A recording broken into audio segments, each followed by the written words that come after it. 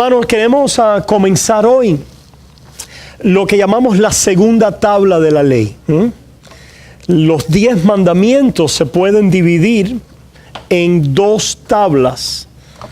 Los primeros 4 mandamientos que tienen que ver con nuestros deberes para Dios, nuestra relación con Dios, y los otros 6 mandamientos que tienen que ver con nuestros deberes, lo que le debemos al prójimo, cómo vivir con el prójimo.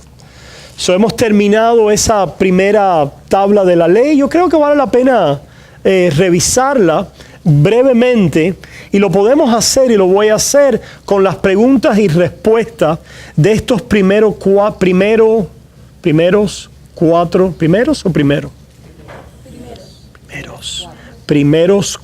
no primeros 4.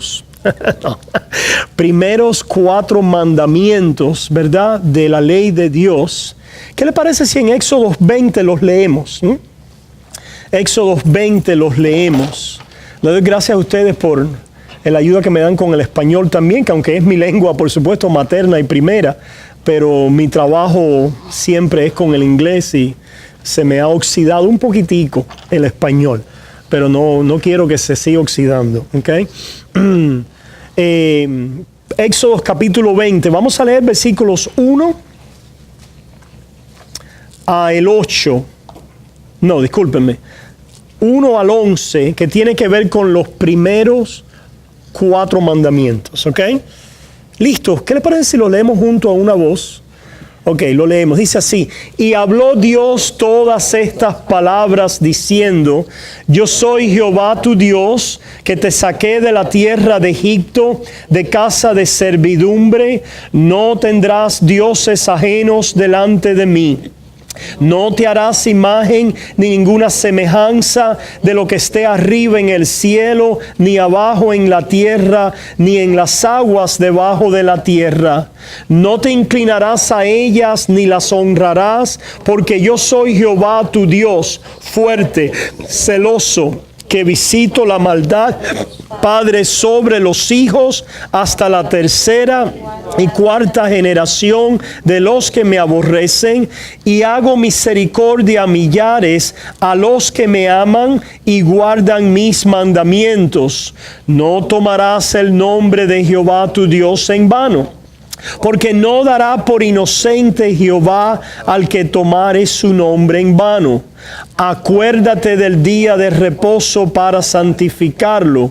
6 días trabajarás y harás toda tu obra, mas el 7º día es reposo para Jehová tu Dios. No hagas en él obra alguna, tú, ni tu hijo, ni tu hija, ni tu siervo, ni tu criada, ni tu bestia, ni tu extranjero que está dentro de tus puertas. Porque en 6 días hizo Jehová los cielos y la tierra, el mar y todas las cosas que en ellos hay, y reposó en el 7º día. Por tanto, Jehová bendijo el día de reposo y lo santificó. Los 4 mandamientos de la primera tabla de la ley con respecto a los deberes para con Dios, nuestra relación con Dios. Les recomiendo, hermanos, si usted se ha perdido alguna de las enseñanzas que hemos dado en este transcurso de estos primeros 4 mandamientos, y tuvimos también un paréntesis allí en cuanto al contexto pactual de la ley, una introducción también extensa tuvimos, y una excursión a tratar de discernir la naturaleza del pacto mosaico, ¿verdad? Porque este es los contextos, ¿no? Históricos, redentores, donde los 10 mandamientos están en acción. Les recomendamos que usted pueda ir atrás y ponerse al día con las enseñanzas que compartimos al respecto. A modo somero, vamos a mirar en el Catecismo de Heidelberg algunas preguntas y respuestas sobre esta primera tabla. Y vamos a comenzar donde ellos dicen, a ver, en la pregunta, a ver. Ok.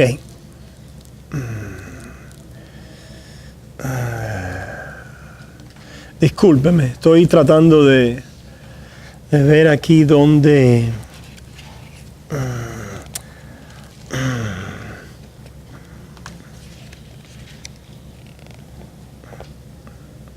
Ok, bueno, vamos a tomarlo en la pregunta 46, donde dice, ¿qué se ordena en el primer mandamiento? Respuesta, el primer mandamiento nos ordena que conozcamos y confesemos a Dios como nuestro único y verdadero Dios, y que en consecuencia le adoremos y le glorifiquemos. ¿Qué se prohíbe en el primer mandamiento? Pregunta 47.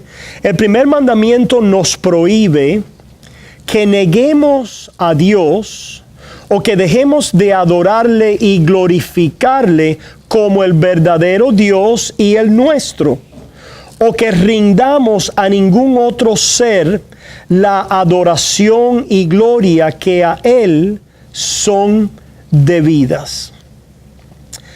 ¿Qué cosa especial se nos enseña con estas palabras delante de mí, contenidas en el primer mandamiento?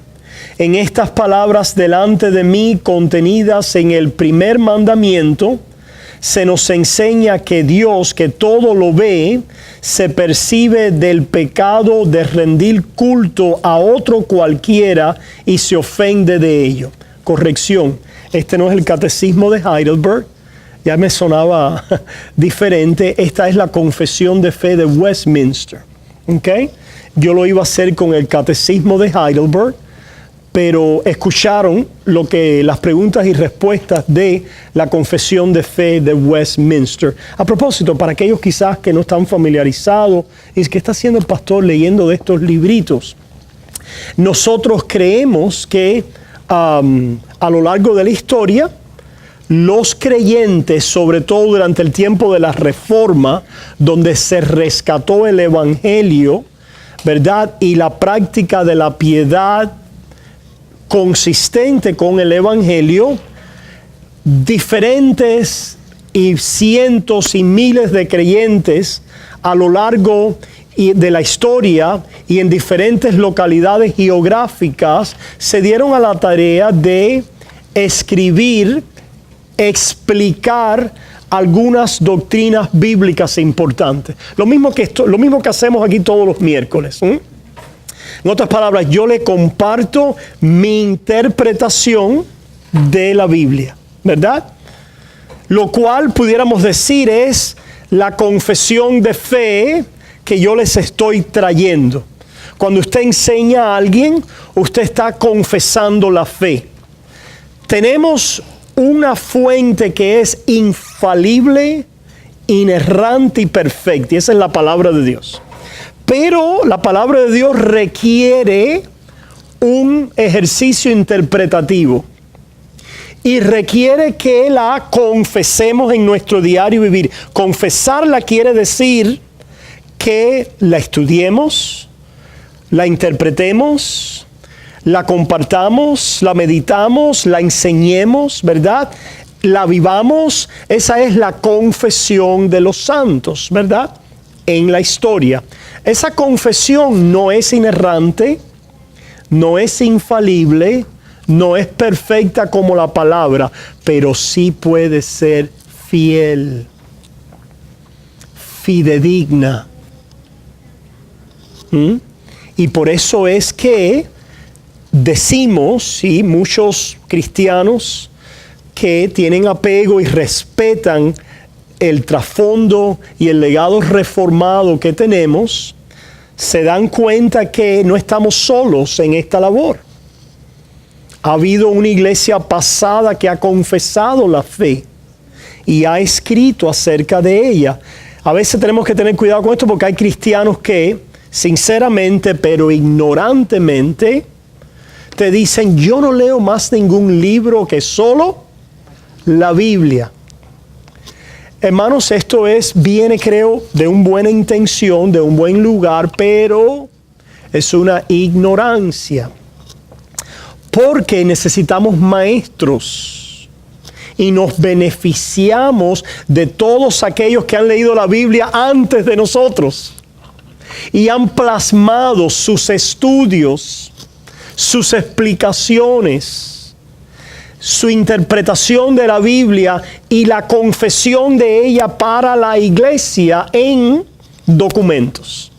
Entonces, eso es lo que hacemos con las confesiones. Y fíjense que decimos, a diferencia de otras iglesias, y esto es algo quizás particular de la Iglesia Bautista de Tamiami, decimos las confesiones. Porque aunque tenemos un respeto y un apego históricamente a los bautistas, tenemos por encima de eso, o más amplio que eso, un compromiso y un apego a la fe reformada en general. Y al discernir y darnos cuenta que ningún grupo en particular tiene todo el entendimiento de una manera perfecta, correcta y cabal, decimos entonces, queremos dentro de una escuela en específica, escuela, como quieras llamarle, o tradición, o vertiente doctrinal, en este caso la fe reformada, que tiene muchos sabores. De la fe reformada o los protestantes salieron los luteranos, ¿verdad? Los reformados como denominación tal, los anglicanos, inclusive evangélicos en Inglaterra, los bautistas, los metodistas, los presbiterianos, etcétera, etcétera. Entonces, mirando a ese compendio de la fe que nos ha presidido en la iglesia confesante, escogemos algunas cosas que creemos brillan en su excelencia, ¿verdad?, en cuanto a la confesión de la fe, y las estudiamos, las comparamos unas con otras y sobre todo a la luz de las Escrituras, que es al final del día donde sometemos toda confesión doctrinal. ¿Por qué entonces decimos confesiones y no solamente la bautista? Porque Lutero enseñó muchas cosas de gran valor. ¿Nos hace eso luteranos? Que nosotros estudiemos a Lutero o compartamos algún material de Lutero no nos hace luteranos. Que nosotros leamos algunas cosas que Calvino enseñó y su ministerio en Ginebra y algunos de sus seguidores, nos hace eso reformados, vamos a decir el último apelativo es reformados calvinistas. No necesariamente. Aunque nos identificamos con la fe reformada, ¿verdad? Y con lo que se ha conocido como las doctrinas de la gracia dentro del apelativo calvinista. Pero lo examinamos todo ¿con qué? Con la misma lupa a través de las Escrituras. Lo mismo con algunas doctrinas, ¿verdad?, de nuestros hermanos en Inglaterra, la confesión de Westminster. Los presbiterianos, congregacionalistas, ¿verdad?, independientes y bautistas en Inglaterra, confesión de Westminster, la confesión bautista de 1689. Con eso en mente, hermanos, le quería hacer ese trasfondo para que algunas de las visites, algunos de ustedes que no habían oído esto nunca, se den cuenta de por qué hacemos estas cosas. Y por qué decimos que no nos aferramos solamente a una confesión, aunque podemos tener un apego especial por alguna, pero mantenemos nuestro entendimiento amplio para recibir y poder a la luz de las Escrituras finalmente someter toda enseñanza y todo conocimiento. ¿Alguna pregunta en cuanto a esto? Adelante. Sí, precisamente en cuanto entonces no seríamos realmente, porque Yo realmente no se puede decir que cuando tú dices que eres bautista. Ya. Bueno, O sea, somos más bien sí. reformados que... Muy buena pregunta. ¿Cuál es nuestra identidad particular como iglesia de Tamiami, verdad? Ok. Yo me gusta pensar, es decir, de una manera amplia en el sentido de que somos de la vertiente reformada, ¿verdad? Tenemos los distintivos de las doctrinas de la gracia del campo calvinista reformado, ¿verdad? Ok, pero la vertiente reformada es mucho más amplia que 5 distintivos, que 5 puntos o que una posición particular doctrinal donde alguien hace énfasis en esto, ¿verdad? En ese sentido, somos reformados. Algunos dirían que no lo suficientemente reformados, ¿no? Como quiera que sea eso, al final del día lo que queremos es ser reformados bíblicamente hablando. Bíblicamente hablando, ¿verdad? Ahora, dentro de lo que es la parte bautista, no bautizamos niños, nos apegamos a la idea, ¿verdad?, del bautismo de creyentes, aunque respetamos otras vertientes y entendemos algunos de sus argumentos, pero no llegamos allá, aunque, por ejemplo, los confesantes de la fe de Westminster bautizaban, amén, eso, bautizaban niños, ¿verdad? Pero por eso no vamos a dejar de ¿qué? De leer su confesión y de ver en otras áreas lo que ellos enseñaban y confesaban. Eso es un aspecto. La fe bautista también, ya vamos a decir en el aspecto del contexto americano, tiene otros distintivos que ciertamente pueden trascender hacia el contexto histórico de la Reforma, etcétera, como es la separación de la iglesia y el Estado, la autonomía de cada iglesia independiente en sí misma. Hay ciertos distintivos por los cuales seguimos diciendo somos bautistas, somos reformados, somos cristianos bíblicos y queremos apegarnos cada día más y ganar más claridad y más entendimiento en su palabra, y por eso investigamos y por eso estudiamos. No hay un peor enemigo de la verdad que la mente sectarista. No, yo no voy a estudiar eso porque eso no es bautista. Cuidado. Porque las sectas se van. No, oye, eso no es publicado por la Casa de los Adventistas del Séptimo Día. No lo toques. Eso lo publicó la Watchtower. No lo toques. Y toda mente sectarista rigurosa eventualmente queda presa de errores por la falta de investigación y la falta de poder estudiar y examinar todo a la luz de las Escrituras y retenerlo bueno, lo cual es un principio bíblico. ¿Alguna otra pregunta al respecto, hermanos? Siéntanse libres si después tienen preguntas más al respecto de llamarnos, y estamos dispuestos para contestar cualquier pregunta. Queremos hacer este resumen, y yo lo quería hacer con el Catecismo de Heidelberg.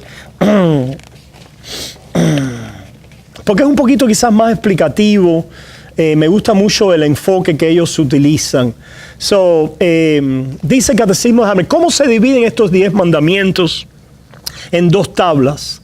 La primera enseña lo que debemos hacer para con Dios, la segunda lo que debemos hacer para con nuestro prójimo.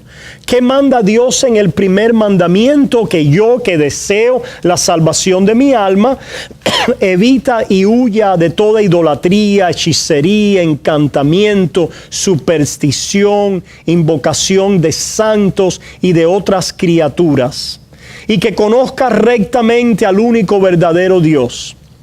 En Él solo confíe, con toda humildad y paciencia, al que de todo corazón, y que de todo corazón a Él le ame, le tema, le reverencie, de tal manera que esté dispuesto a renunciar a todas las criaturas antes que cometer la menor cosa contra su voluntad. ¿Es fiel esta respuesta?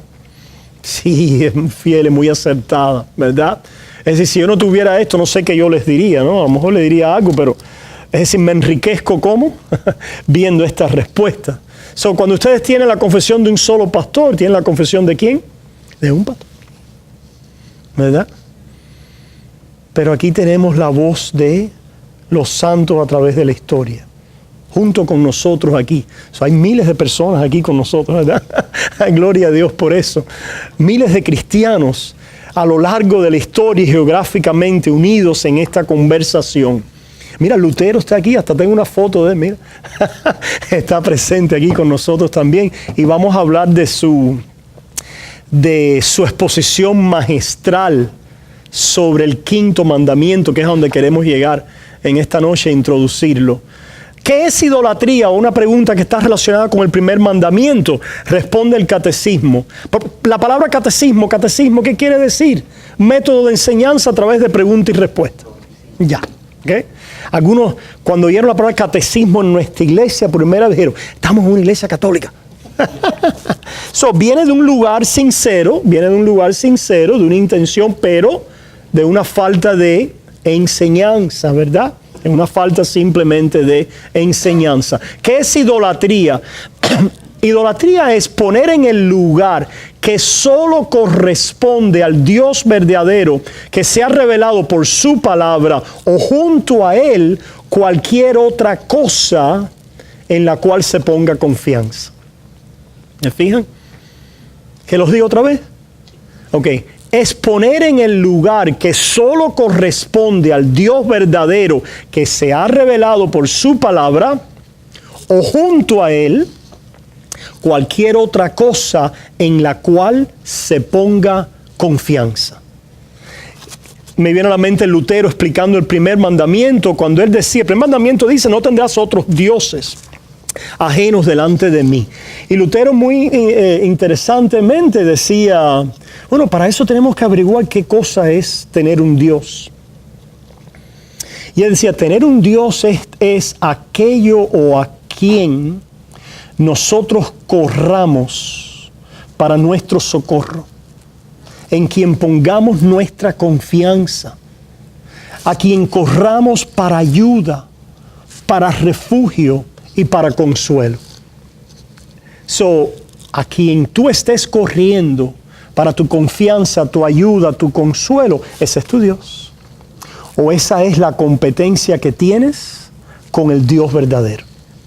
Algunas personas corren para su consuelo al dinero, al trabajo, ¿verdad? A los placeres, a la recreación, etc.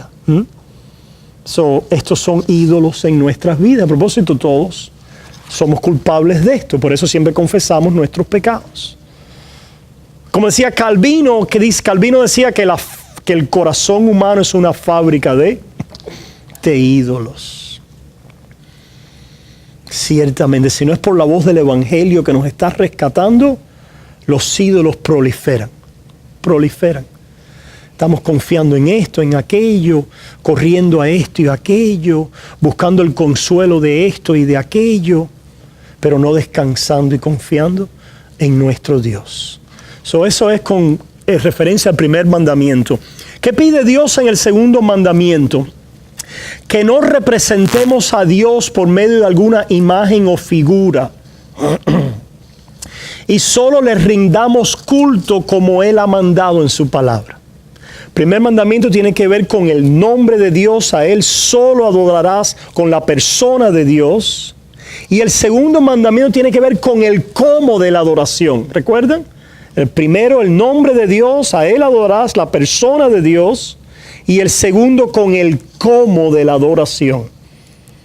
El cómo es un mandamiento, no es dejado libre a nuestra opción y creatividad.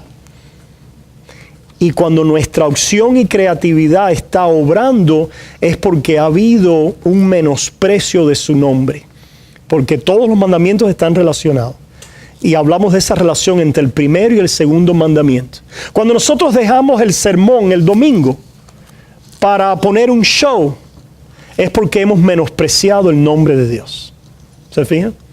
Cuando le ponemos más atención al coro, al andamiaje del coro, a cómo quedó todo, etcétera, que a su palabra predicada o inclusive al mensaje cantado y que queremos comunicar, es porque el nombre de Dios ha quedado ¿qué? Menospreciado. ha quedado comprometido. Y así, ¿verdad? Sucede sobre todo en las iglesias apóstatas, donde no está la palabra predominando, sino está cualquier otra cosa y cualquier otra actividad. Hasta bingo, ¿verdad? Jugamos hoy en las iglesias, ¿verdad? En algunas iglesias, sinagogas, etcétera, se establecen este tipo de... También le dan más énfasis a la forma. La forma, ciertamente. Correcto.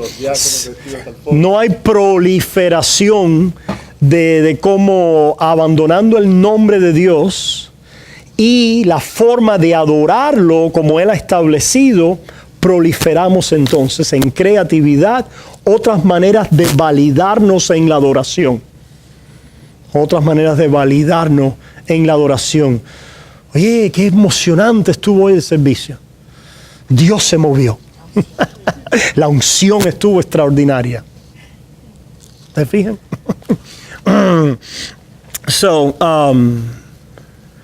No es lícito hacer ninguna imagen. Respuesta: ni podemos ni debemos representar a Dios de ninguna manera. Y aún en el caso de que fuese lícito representar a las criaturas, Dios prohíbe hacer o poseer ninguna imagen destinada a ser adorada o empleada en su servicio. Un lenguaje aquí muy interesante, ¿ok? No podemos entrar ahora en la... No se podrían tolerar las imágenes en las iglesias como si fuesen libros para enseñar a los ignorantes. Fíjate, estas preguntas vienen de un contexto histórico, porque la Iglesia Católica Romana a veces decía, pero ¿cómo van a aprender los ignorantes si les quitamos las imágenes, las postalitas, las historias en las paredes, etcétera, a través de imágenes, de representaciones? ¿Cómo van a aprender los ignorantes? ¿Cómo aprenden? Los que no saben leer y escribir, ¿verdad? Por eso es que el movimiento de la Reforma también trajo un resurgir en letras, en un movimiento en contra del analfabetismo, en contra del ¿cómo se dice? Illiteracy. Analfabetismo sería en español, right? La respuesta no, porque nosotros no debemos ser más sabios que Dios, que no quiere instruir a su pueblo por imágenes mudas, sino por la predicación viva de su palabra. ¿Verdad? ¿Qué nos enseña el tercer mandamiento? ¿Se fijan? Pasamos entonces del nombre de Dios, la manera de adorarle, el nombre de Dios en el corazón, en adoración, inmediatamente el nombre de Dios pasa a nuestros labios. ¿Se fijan? No puede dejar de venir a nuestros labios. Por lo tanto, el tercer mandamiento. ¿Qué nos enseña el tercer mandamiento? Que dejemos de blasfemar o profanar el nombre de Dios por medio de falsos juramentos y maldiciones y aún inútiles juramentos, que no nos hagamos partícipes de horrendos pecados al callar cuando los oigamos. En una palabra, que no empleemos el santo nombre de Dios más que con temor y reverencia, a fin de que Él sea rectamente confesado, invocado y glorificado por nuestras palabras y hechos. Es tan grave pecado el profanar el nombre de Dios por medio de juramentos y blasfemia, que Dios también se enoja contra aquellos que no se opusieron y no lo prohibieron con toda su fuerza. ¿Qué está en juego aquí, históricamente? Pero ¿por qué, Lutero, no te pongas tan enfadado con el papado y con la Iglesia romana? ¿Por qué ahora te vas a oponer al Papa, al obispo, a todas estas gentes? Eso no está bien, Lutero. ¿Se fijan? Y los reformadores están diciendo, el callar ante la blasfemia y la herejía y el participar silenciosamente de un sistema hereje y blasfemo es participar en ese mismo pecado. Por favor, no ahora le hagan la vida imposible a sus familiares católicos. ¿Ok? Por favor, no. Sí, porque, hermano, tenemos que tener cuidado, ¿verdad? Porque a veces nos ponemos insolentes, insufribles e insoportables. El tiempo de la reforma, aunque todavía hay necesidad de reforma, tenemos que tener cuidado, hermanos, ¿verdad? Porque el momento de la comida en la casa no es el tiempo de fajar la batalla de la reforma, ¿verdad?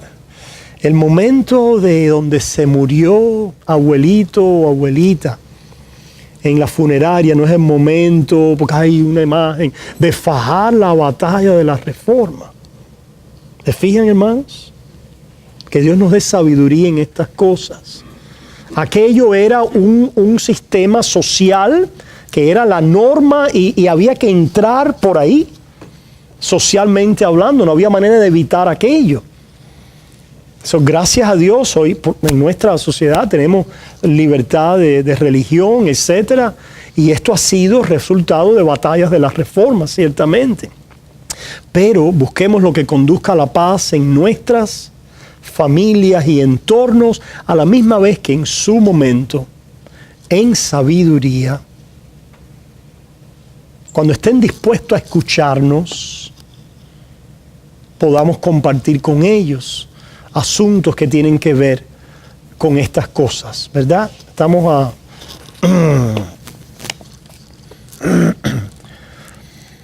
dice la respuesta: sí, porque no hay mayor pecado ni cosa que a Dios más ofenda que el profanar su nombre. Y ahora tienen una declaración aquí que tenemos después que explicar con gran lujo de detalles, pero vamos a leerla ahora. Pero bueno, aguántense ahí en la silla porque puede causar... Por lo cual mandó que esta maldad fuese castigada con la muerte. ¿Cuándo? En el tiempo de la teocracia de Israel. La blasfemia era castigada ¿con qué? Con la muerte. Vamos a hablar después de eso. Eso tenía un propósito específico en aquella sociedad civil, religiosa durante el tiempo de Israel. ¿Por qué decimos eso? ¿Somos nosotros ahora llamados a matar a los herejes? De ninguna manera. De ninguna manera. ¿Ok? Y vamos a explicar después por qué. Aunque tuvo un lugar en la historia de Israel. Si usted se ha mantenido conectado con las enseñanzas, usted sabe que el reino de Israel fue un reino con qué tipo de naturaleza. ¿Cuáles son dos palabras que utilizamos? 2T. Tutorial tipológico. Tutorial tipológico. ¿Qué quiere decir eso? Tutorial que nos estaba llevando a un lugar.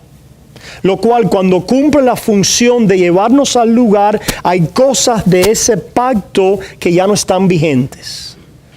Tutorial en el sentido histórico redentivo o redentor, que servían como ciertas lecciones para llevarnos a la enseñanza del Evangelio, y aquel reino físico, geográfico, nacional, temporal, circunscrito a la teocracia de Israel, era un prototipo o un tipo tipológico, una señal que nos iba a dar ciertas lecciones acerca del reino eterno, espiritual, en Cristo Jesús, a través del Evangelio. Brevemente, la blasfemia en Israel era castigada con la muerte. ¿Por qué? Ciertamente en el aspecto histórico, el blasfemar del nombre de Jehová era desconectarte de aquella comunidad. No podías participar en la vida de aquella comunidad. ¿A dónde vas a ir? Eres un judío. ¿Qué te van a hacer los cananitas? ¿Qué va a suceder contigo? Los cananitas eran los enemigos de aquel pueblo de Israel en guerra físicamente, ¿verdad? Si tú blasfemabas el nombre de Jehová y abandonabas tu lealtad a la comunidad, automáticamente te convertías ¿en qué? En un enemigo, en un soldado en contra de aquella sociedad que tuvo que defenderse y avanzar y conquistar con la espada. Pero vamos a salvar la diferencia después, vamos a ver, porque tiene que ver con el tema del quinto mandamiento. Somos llamados ahora a conquistar, a avanzar y a defender la iglesia con la espada. No. Una vez más, ¿por qué? Porque aquel momento en la historia era una lección tutorial y tipológica de lo que del reino de Dios que vendría. ¿En quién? En Cristo Jesús. En otras palabras, había una lección natural en el sentido o pactual con respecto al pacto de Moisés, en el sentido de que el que se aparta de la nación de Israel queda como un enemigo de la nación, ¿verdad? Y tiene que ser muerto, ¿ok? Si no es muerto por Israel, a lo mejor lo mata el enemigo, ciertamente, porque eso fue lo que le hicieron a... ¿Se acuerdan? Un ejemplo es la vida de Sansón, que se apegó mucho, ¿verdad?, a los filisteos, y sabemos cómo terminó en manos de ellos, por esta alianza dividida en las cuales se mantuvo por su amor a las damas, ¿verdad? Básicamente. Pero, ¿cuál es el paralelo? Si decimos que el reino de Israel en la historia era tutorial y tipológico con el reino de Dios en Cristo Jesús, pregunta, el que blasfeme del nombre de Cristo, ¿qué le sucede? Muere. ¿Pero muere cómo? Irremisiblemente. ¿Pero y en qué manera? Es decir, muere inmediatamente, Dios nos llama a matarlo, a meter una... No, muere espiritualmente. Muere espiritualmente. Es la blasfemia en contra del Espíritu Santo. ¿Se fijan el paralelo? Dios está enseñando algo con aquella ley cívica que tiene una aplicación en el momento histórico, pero tiene una aplicación más grande en cuanto al blasfemar el nombre de Dios con la revelación de Dios en Cristo Jesús. Es la muerte. ¿Ok? So,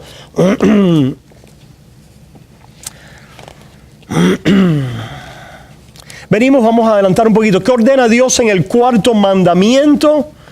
Fue el que tratamos la semana pasada. Primero, que el ministerio de la palabra y la enseñanza sean mantenidos. Qué interesante, ¿verdad? Nuestras ofrendas, nuestros diezmos. Sí, hermanos, ¿han pensado ustedes en eso? Imagínense que toda la iglesia ahora dijera, nos vamos a dar más dinero. Y de pronto no se pueden pagar y cumplir las obligaciones financieras de este lugar. Y usted llega un domingo y las puertas están, ¿qué? Llega un miércoles, ¿qué pasó? El pastor no vino. Hoy yo estoy afuera. Bueno, sí, nos podemos ir por una casa, gloria a Dios. Pero esa casa va a tener que pagar también, ¿qué? La electricidad, la luz, ¿verdad? La comida donde nos vamos a reunir. Entonces, o el día de mañana, ¿verdad? El pastor está trabajando porque tiene que también proveer para su familia. Oye, ¿y el estudio bíblico del miércoles? No, le cambiaron el turno al pastor y tuvo que ir a trabajar. ¿Se fijan? Por eso es que Pablo insiste en que los que predican el evangelio vivan ¿de qué? Del evangelio. Ciertamente algunos que viven asalariadamente. Y esto es un gran mal en el pueblo de Dios. El ministro de Dios no debe vivir asalariadamente. ¿Qué quiere decir esto? Por la motivación financiera. Debería ser como Pablo, que decía, qué bueno si me pagan, están haciendo lo que deben hacer, lo que es correcto y lo que es justo, pero si no me pagan, yo les sigo predicando el evangelio. Y voy a trabajar y voy a abusar de mis manos para venir y continuar la labor que me es impuesta por parte de Dios. Ese debe ser el espíritu, ¿verdad?, del pastorado y de los ministros del evangelio. Primero, que el ministerio de la palabra y la enseñanza sean mantenidos. A propósito, y que yo frecuente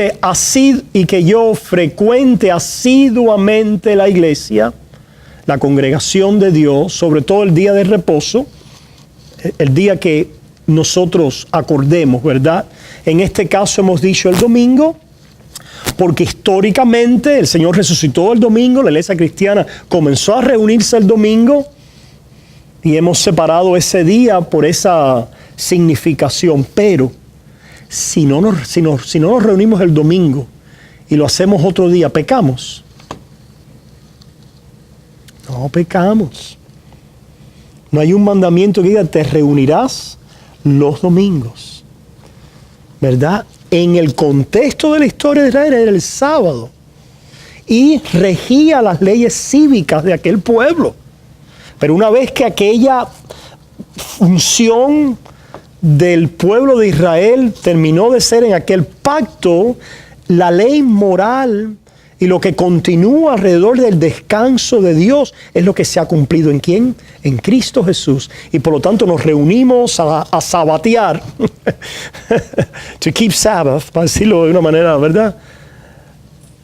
En Cristo Jesús, cuando nos reunimos como el pueblo de Dios. Lo hacemos los domingos, está bien, ok. Lo podemos hacer también los sábados o cualquier otro día. Este también es un día donde celebramos el reposo de Dios porque estamos reunidos en el nombre de Cristo en el ejercicio de los medios de gracia que Dios ha establecido para santificar su nombre y comunicar su nombre a su pueblo. Y de esta manera mantenernos en el ejercicio de escuchar, meditar, confesar y enseñar su palabra y crecer en ella. Y ese es el sábado de Dios. ¿Entendemos eso? Para oír la palabra de Dios y participar de los santos sacramentos, a otra palabra, ¿verdad?, que puede ser conflictiva.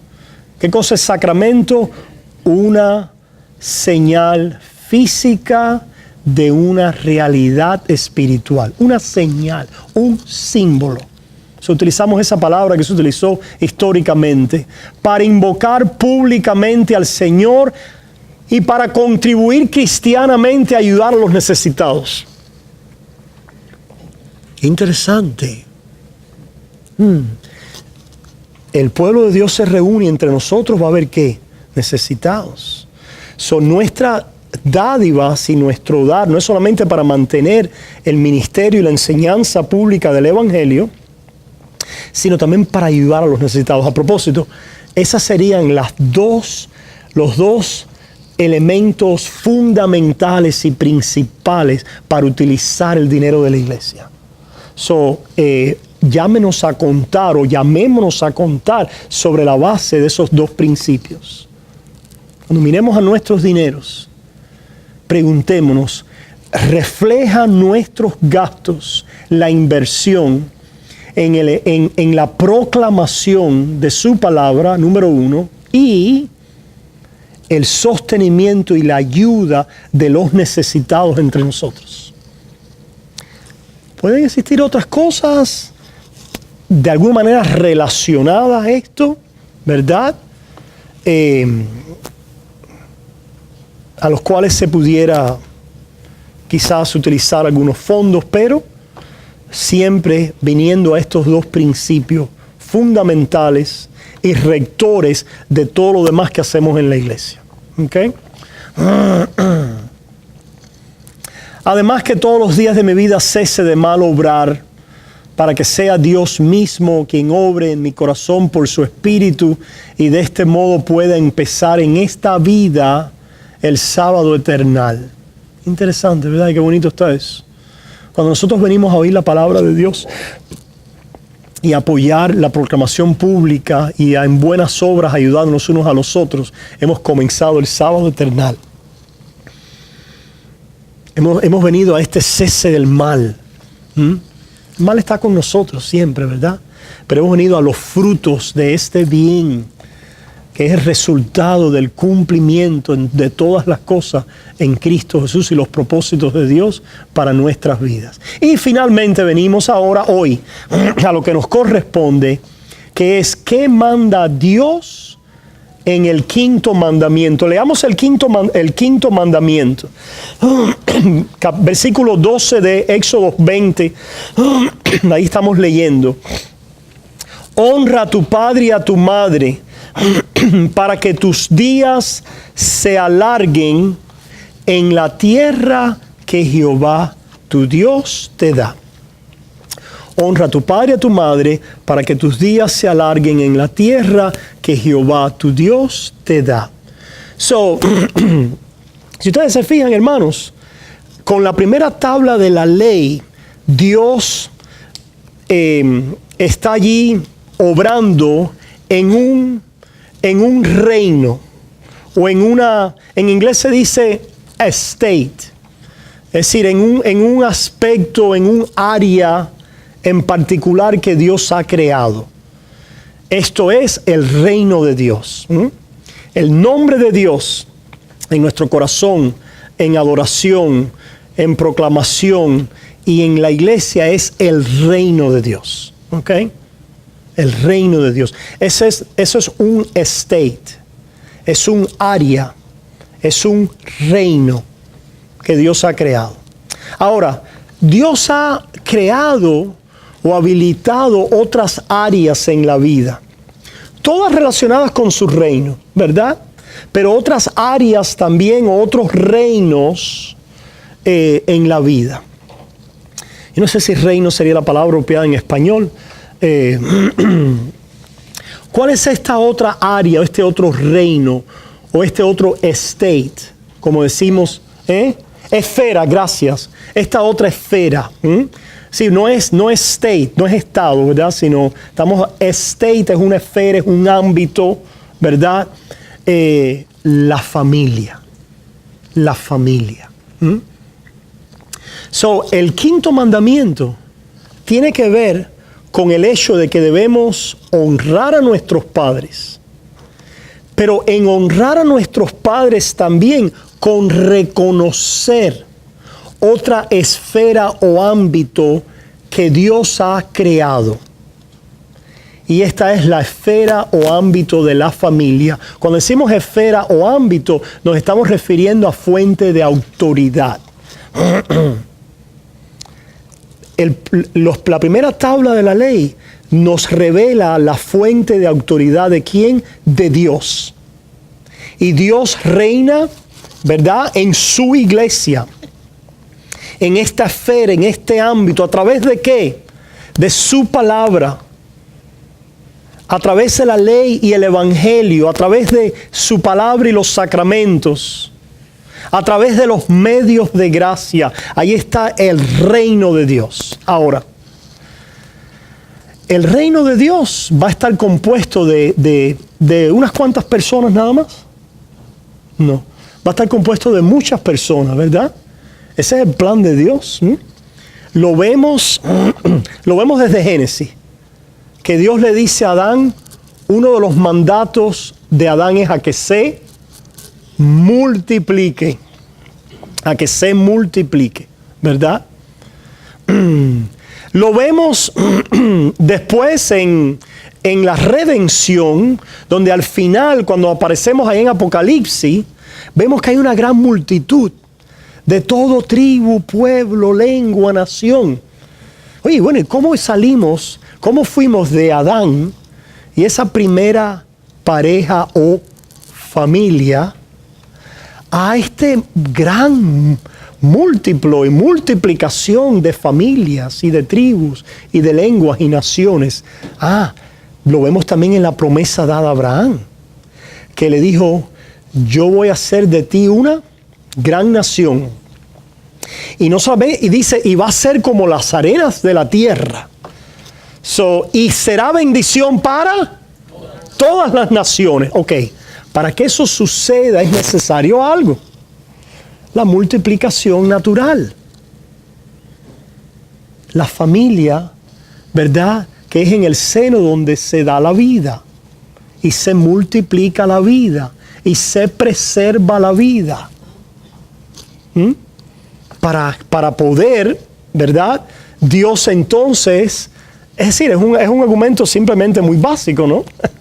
Para salvar a alguien, para establecer el reino de Dios en la forma en que Dios lo quiere hacer, en una gran comunidad, tiene que existir familias que procreen y produzcan los seres y las almas vivientes para venir al reino de Dios, ¿ok? Por lo tanto, está la autoridad del reino de Dios el ámbito, la esfera del reino de Dios, pero está también la autoridad de la familia. Y de esa autoridad y de esa esfera y de ese ámbito de la familia, en una medida dependen, ¿verdad?, otros ámbitos y otras esferas, como hemos comenzado ya a discernir. En la medida en que esa autoridad, esa esfera y ese ámbito sea respetado, guardado y preservado, existirá el desarrollo y el florecimiento del hombre en sociedad para que el reino espiritual y escatológico de Dios, ¿verdad?, esté en acción en medio de ellos. ¿Se fijan la relación que hay? Y cómo Dios ordena de un orden creacional la familia con un objetivo escatológico. Escatológico quiere decir final o eterno, ¿verdad?, en cuanto al reino de Dios, porque ese era el plan de Dios, que existiera una gran comunidad para venir y heredar el reino eterno de Dios. Y para eso lo hace a través de una esfera natural. Una esfera natural, y esta palabra natural la vamos a estar utilizando mucho en este mandamiento. Porque si ustedes se empiezan a fijar, dice honra. Qué interesante, no dice ama, aunque debemos amar a nuestros padres. Pero hay una distinción entre la honra y el amor. El amor es hacerle bien a alguien. Pero el honrar es el reconocer que hay una autoridad presente. Que estamos en presencia de la dignidad, la majestad y la función de una autoridad necesaria. ¿Ok? Por lo tanto, el mandato es a honrar. También debemos honrar a Dios en lo que respecta a su autoridad, ¿verdad? Somos llamados a amarlo en lo que respecta a la relación entre dos personas, al igual que al prójimo. Nuestros padres es nuestro prójimo, pero es algo más que el prójimo.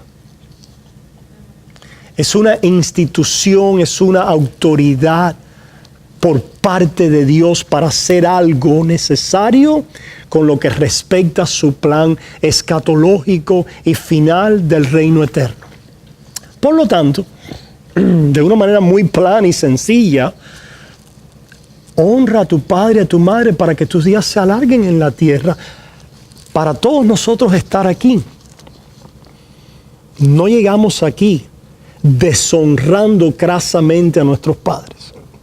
Es decir, cuando estábamos allí en la sillita y nuestros padres nos iban a dar la comidita y nos empezaron a forzar para dar y graduarnos del purecito al vistecito, ¿verdad? Nosotros los recibimos.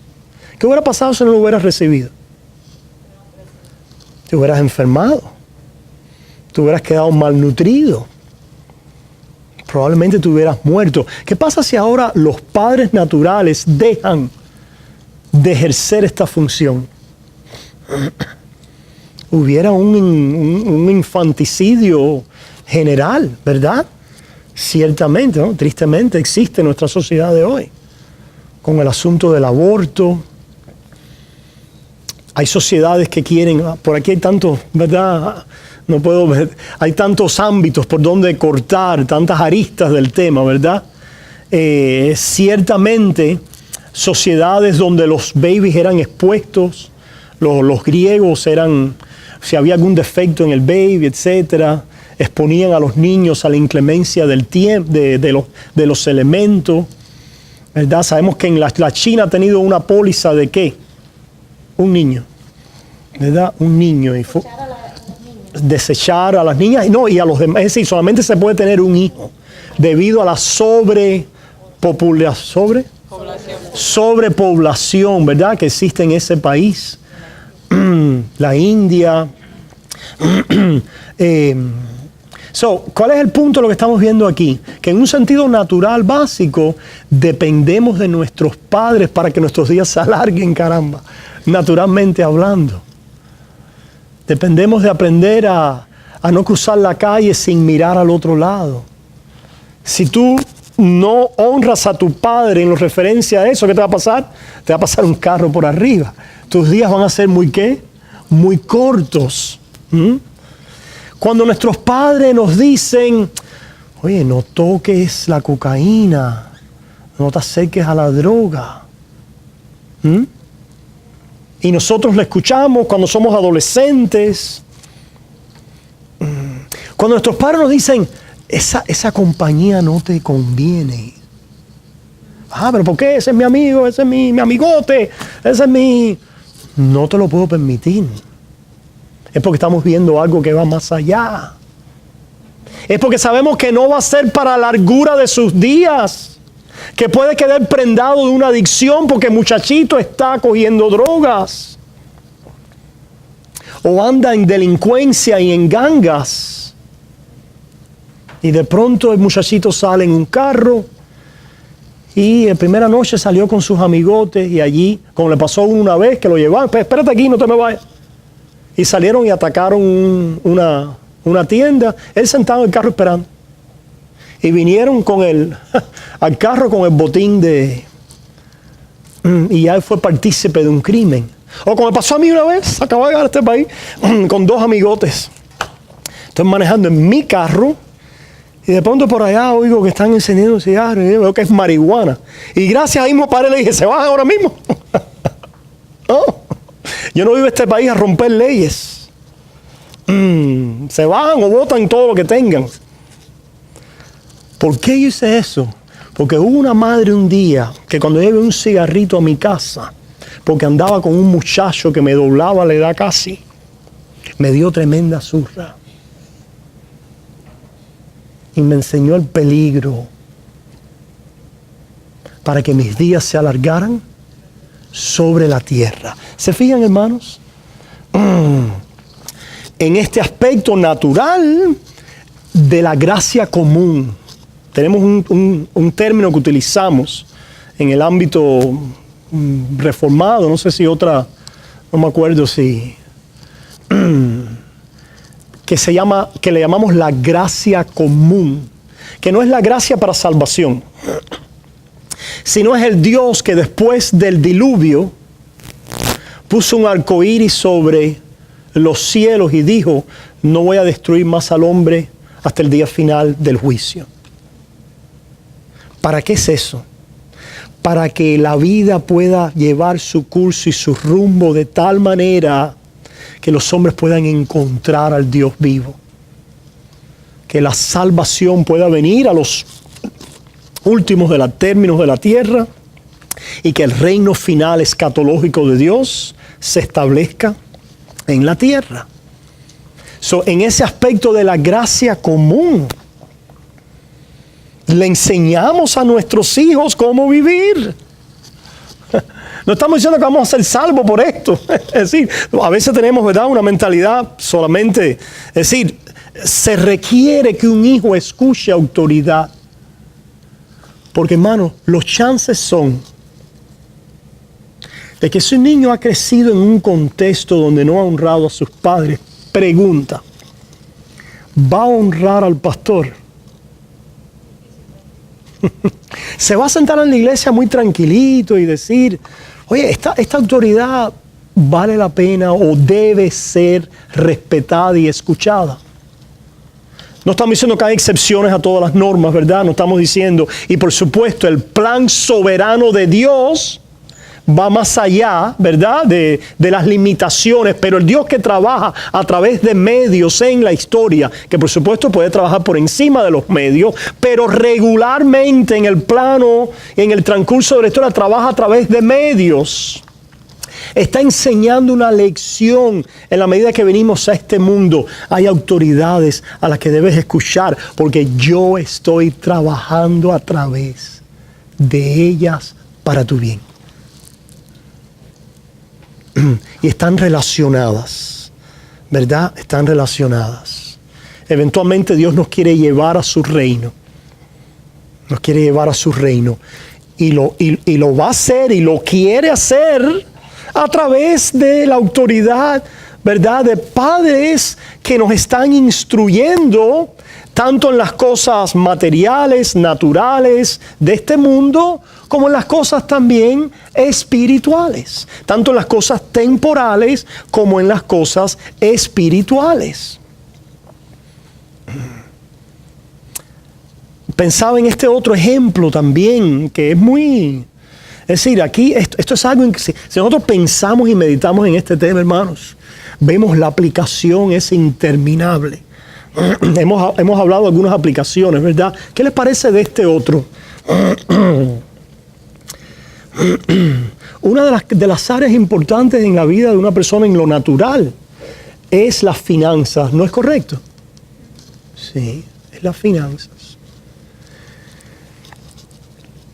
Y esto no es un juicio condenatorio ni descalificativo de nadie, ¿verdad? Aunque ciertamente nos debe llamar ¿a qué? A examinación y a meditar, ¿verdad?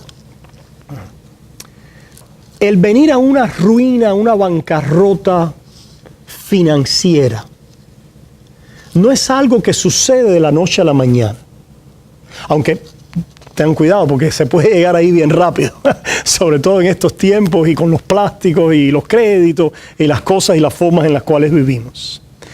Pero si han habido figuras de autoridad en nuestras vidas que nos han enseñado a trabajar con el dinero, al valor del dinero, al valor del trabajo, a cómo construir un futuro, un hogar, etcétera. Les pongo este reto quizás, pero verdad, chances son muchas veces, hermanos, que la falta de estas autoridades y fuentes en la vida de un niño termine en un adulto que no tenga una disciplina financiera y que termine en una bancarrota financiera. No hubo una autoridad de enseñanza en su vida a la cual él recibió y se sometió para recibir principios que iban a alargar su vida sobre la tierra. Gloria a Dios que hoy, ¿verdad? Pero en los tiempos antiguos, si no tuvías dinero, ¿qué te pasaba? Te convertías en un esclavo. Metías en un esclavo, ¿verdad? Ciertamente. Esto es un ejemplo, esto es otro ejemplo, otra área, ¿verdad? En la cual vemos esta aplicación de alargar nuestros días en la tierra, en el plano ¿qué? Natural. Lo vemos en los proverbios. Vamos a leer algunos de los proverbios, hermanos. Creo que están conectados con esto. Vayamos a Proverbios, capítulo 1.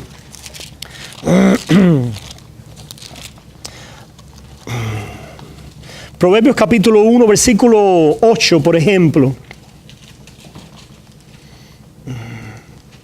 Oye, hijo mío, la instrucción de tu padre, y no desprecies la dirección de tu madre, porque adorno de gracia serán a tu cabeza y collares a tu cuello. ¿Se fijan, hermanos? Adornos de gracia serán a tu cabeza y collares a tu cuello. Esto tiene una infinidad de aplicaciones. Lo podemos llevar todo hasta Cristo, como lo vamos a hacer y como lo debemos hacer. Pero ciertamente estamos ahora discursando en el plano ¿qué? Simplemente material y natural. Como hemos hablado, gracia a tu cabeza y collares a tu cuello es la prosperidad de una vida que se ha extendido, que ha llegado y ha cumplido ha pasado por ciertas etapas en la vida y ha cumplido ciertas tareas en la vida. ¿No es eso necesario? Sí, es necesario. ¿Qué dice Proverbios capítulo 2? Hijo mío, si recibieres mis palabras y mis mandamientos guardares dentro de ti, haciendo estar atento tu oído a la sabiduría, si inclinares tu corazón a la prudencia, si clamares a la inteligencia, a la prudencia dieres tu voz. Entonces entenderás el temor de Jehová y harás el conocimiento de Dios, porque Jehová da la sabiduría y de su boca viene el conocimiento y la inteligencia. Él provee de sana sabiduría a los rectos, es escudo a los que caminan rectamente. Él es el que guarda las veredas del juicio y preserva el camino de sus santos. Entonces entenderás justicia, juicio y equidad y todo buen camino. ¿Cuál es finalmente el buen camino? Y la sabiduría de Dios, Jesucristo, ¿verdad? Jesucristo, ciertamente. Ciertamente. Allá vamos a llegar, y si estamos predicando esto, ¿verdad? En un contexto más amplio, estamos predicando, ¿verdad? Como lo estamos haciendo ahora también, que todos hemos fallado, que todos carecemos de una sabiduría integral y perfecta. Por muy exitoso que hayamos sido en lo natural o en la vida, no en los términos americanos, no estamos hablando del éxito de la fiesta americana, ¿ok? No estamos hablando de eso, ¿ok? Porque a veces nuestra mente simplemente puede enfocar el éxito en términos de que la cultura americana y los parámetros de esta sociedad. No. Alguien puede tener éxito en lo natural en Cuba, con bastante dificultad. Como el caso de mi familia cuando vivimos allá. Pero mi mamá y mi papá se agenciaron para poder tener unos pancitos en el momento más difíciles, una leche en polvo para poder no irme a la cama sin tomarme un vaso de leche. ¿Qué hicieron? Trabajaron, fueron agenciosos en diferentes maneras. Una de las cosas que los proverbios va a decir es, no te quedes en la cama hasta tarde. Sino levántate temprano, ¿a qué? A trabajar. Sale a tocar puertas. A trabajar. Porque si no, ¿qué te va a pasar? Te vas a empobrecer. No vas a tener para comer. Tan sencillo como eso. Se te va a alargar tu día sobre la tierra. ¿Te fijas, hermano? Estos son principios. Ahora no predicamos el hecho de que al final del día, aunque hemos pecado y quebrantado los mandamientos de Dios, la misericordia de Dios viene y nos rescata en Cristo, que es la sabiduría de Dios para trasladarnos a su reino eterno. ¿Se fijan? Pero esto no deja o no nulifica, ¿se dice así? No anula el hecho de que hay una sabiduría práctica. Que hay una sabiduría práctica. Ciertamente. Conocerás que justicia, juicio y equidad. Yo quiero que mis hijos conozcan lo que es la justicia, para que puedan entender verdaderamente, y cuando digan it's not fair, it's not fair that my sister got the better job. It's not fair. It's justice. Es justicia. Ella estudió más.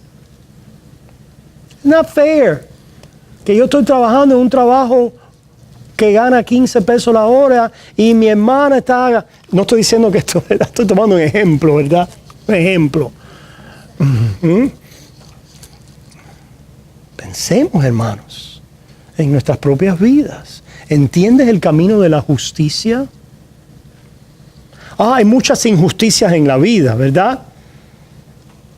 Pero a veces, no voy a salir porque hay un león en la calle. Así dicen los proverbios. No voy a salir porque no me voy ni a esforzar porque la sociedad capitalista es muy injusta. No, ya el juego está ¿cómo? It's rigged, está, ¿cómo se dice? El juego está arreglado ya, está arreglado. Por eso es que yo no he podido florecer. ¿Really?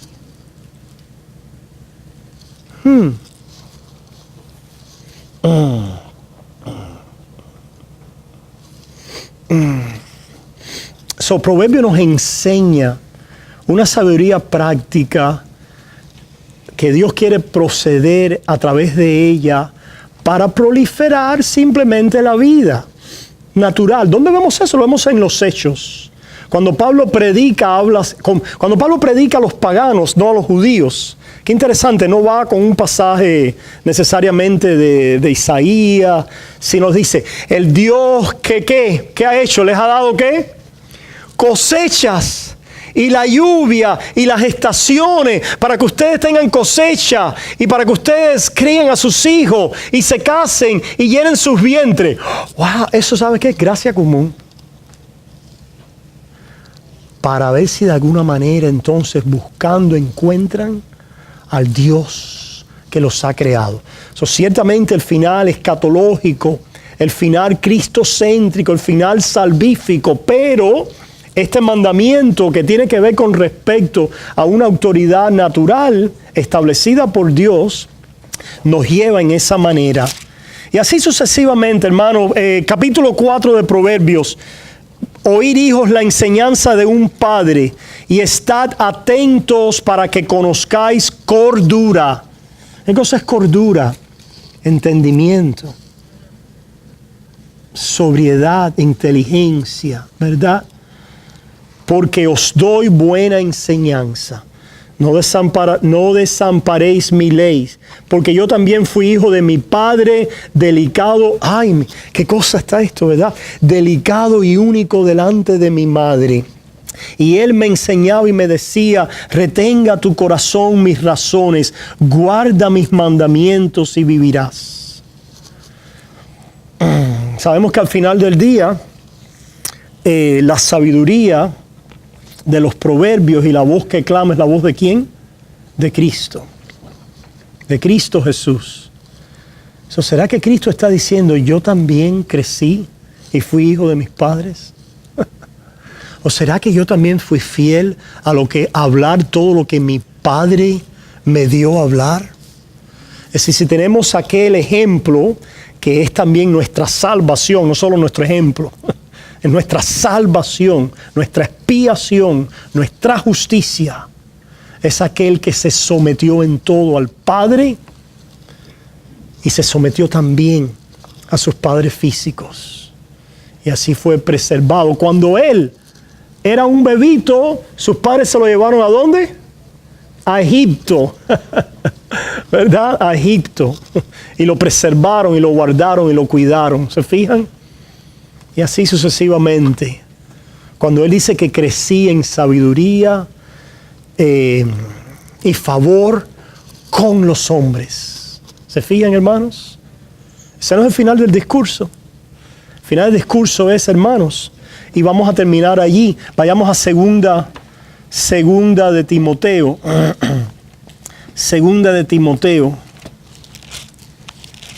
capítulo 1. Porque al final del día, hermanos, se fijan, hemos establecido, hasta ahora hemos hablado de 2 ámbitos o esferas. Nos falta una. El tiempo se nos ha acabado. Ahora, ¿cuál es la otra esfera que Dios ha establecido? Piensen por un momento, está el reino de Dios o su iglesia, el reino de Dios en su iglesia, está la familia y está, ¿qué más? El prójimo es parte, sí, el prójimo es simplemente el otro hombre, ¿no? El otro. Pero estamos hablando ahora, al prójimo le debemos amor y servicio. Pero estamos hablando ahora de a quién debemos honrar. Los padres ya los vimos, la familia. Dios, el reino de Dios. Cristo es el reino de Dios en la iglesia. Los pastores, gracias. Los pastores están dentro del reino de Dios en la iglesia. A propósito, dentro de la familia, no solamente los padres. Puede ser de pronto una nani, una abuelita, un tutor que la familia contrató y puso en la casa. Es decir, les debemos honor, porque de ellos depende algo que Dios va a hacer en nuestra vida, ¿se fijan? Pero hay otra, vamos a decir ahora, está mi familia, y está la familia de Luis.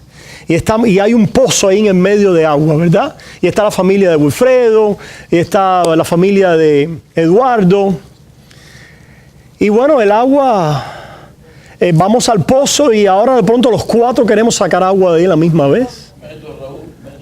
¿Eh?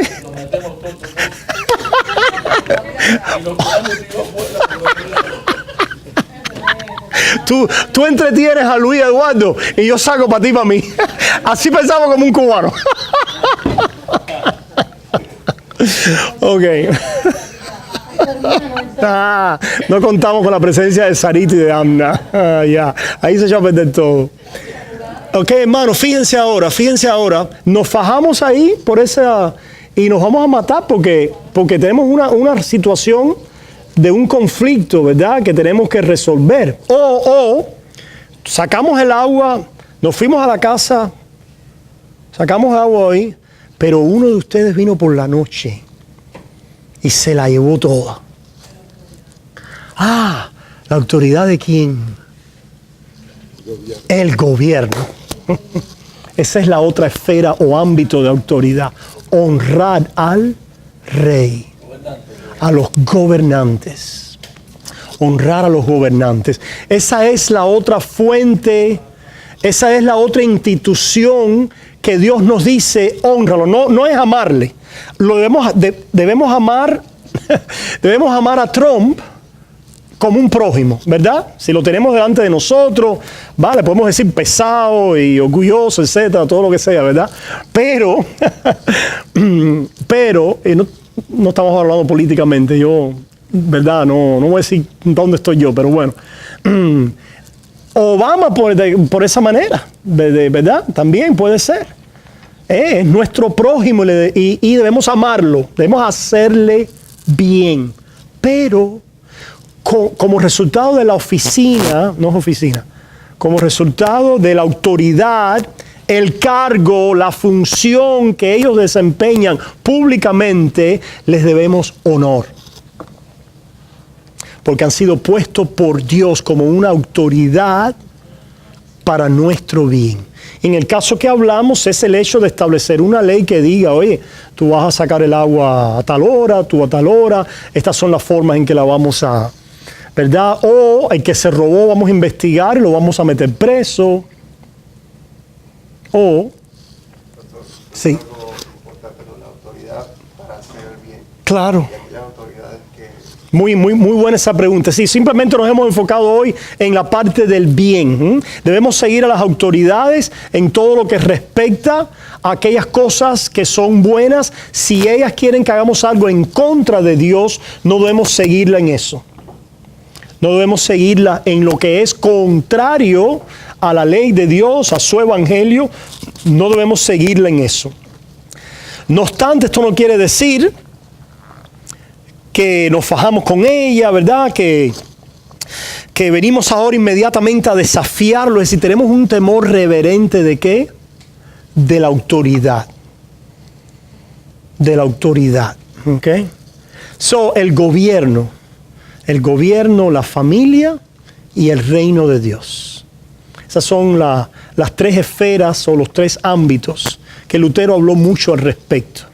Por ejemplo, un ejemplo en la vida histórica de Lutero es cuando en el nombre de Lutero y de su doctrina y de la Biblia hay una rebelión de campesinos en 1525 y está creando anarquía en la sociedad. Lutero inmediatamente habla y dice, es la responsabilidad de los gobernantes de suprimirla. Y la suprimieron, tristemente con masacre, y fue algo. Pero esto ilustra algo. Siempre el ejercicio de la justicia en el mundo nunca es ¿qué? Perfecta. Eso está claro, ¿verdad? Ok.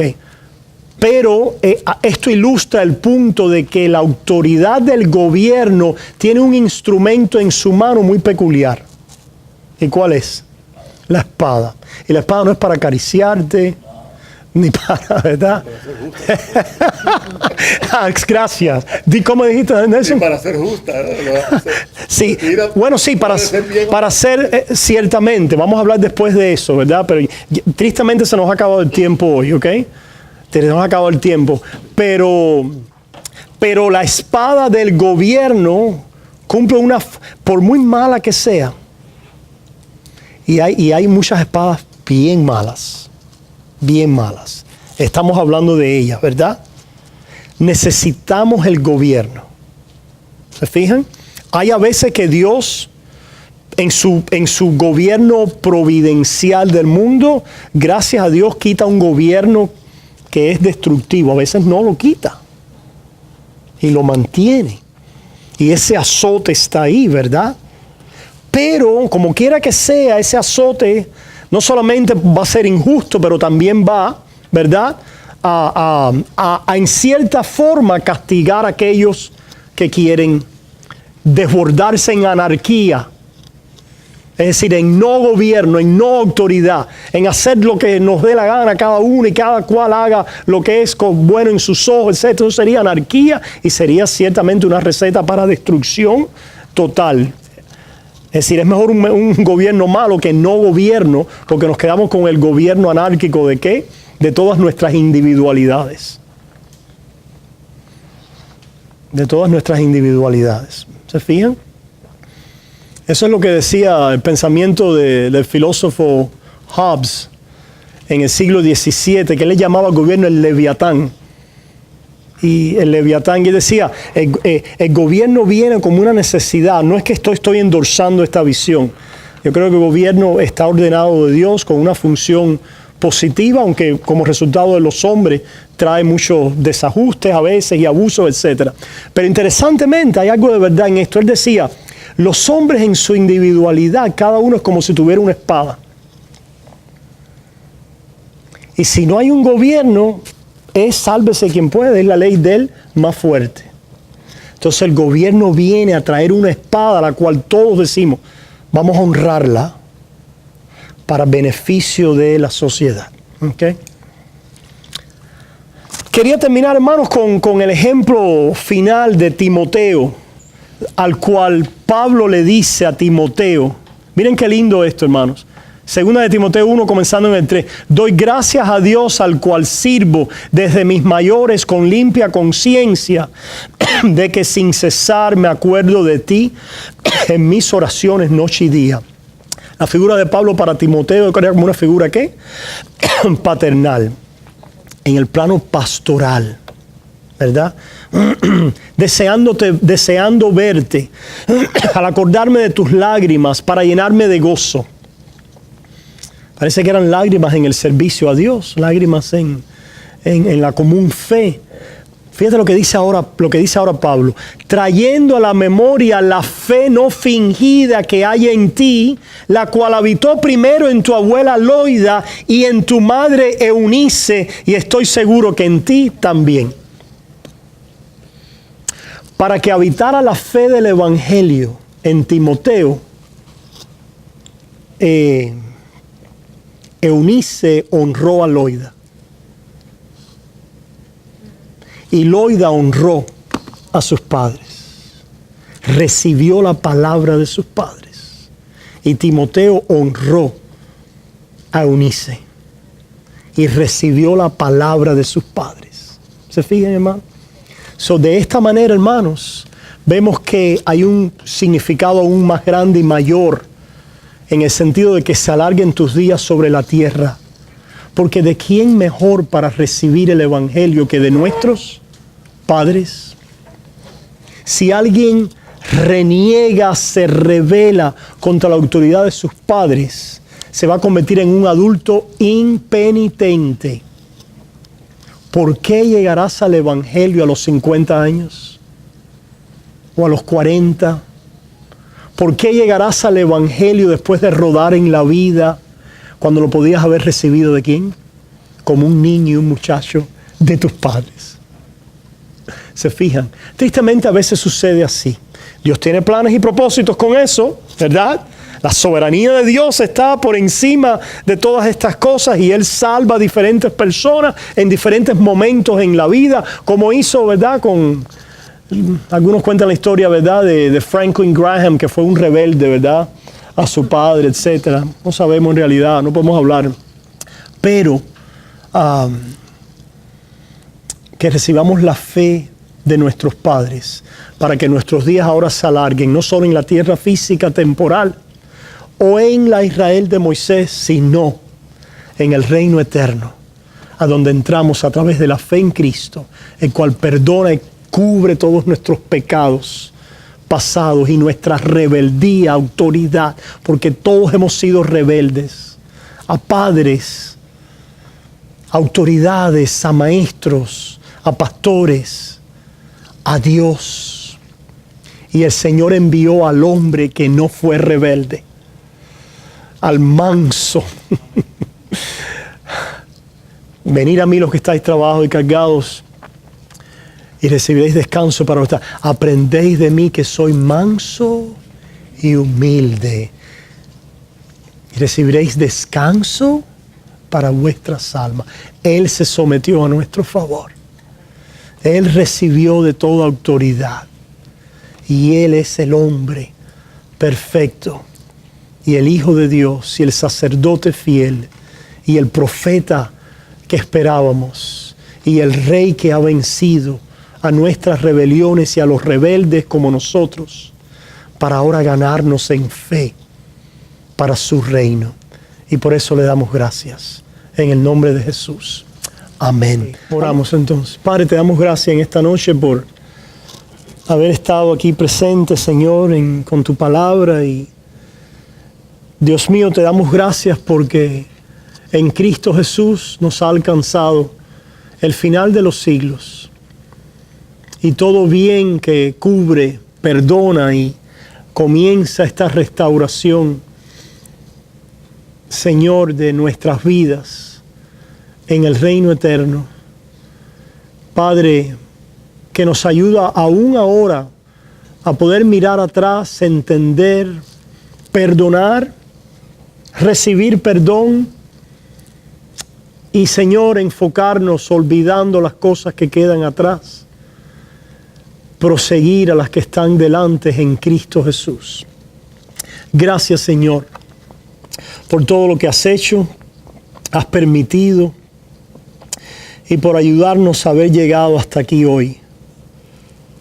Gracias por traernos a tu Hijo amado Jesucristo. Te agradecemos y confesamos nuestras faltas y pecados, las tantas maneras en que pecamos contra ti, contra autoridades, las tantas maneras, oh Dios, en que hemos sido negligentes e ignorantes a veces de valernos de medios de gracia o de recursos de la gracia común en nuestras vidas. Danos sabiduría a través de Jesús y a través de tu palabra para entender, para acercarnos más a ti y para ganar un corazón de sabiduría a través de Jesús. La sabiduría, el conocimiento, el entendimiento, nuestra salvación. En tu nombre, en el nombre de tu Hijo oramos, oh Padre. Amén y amén.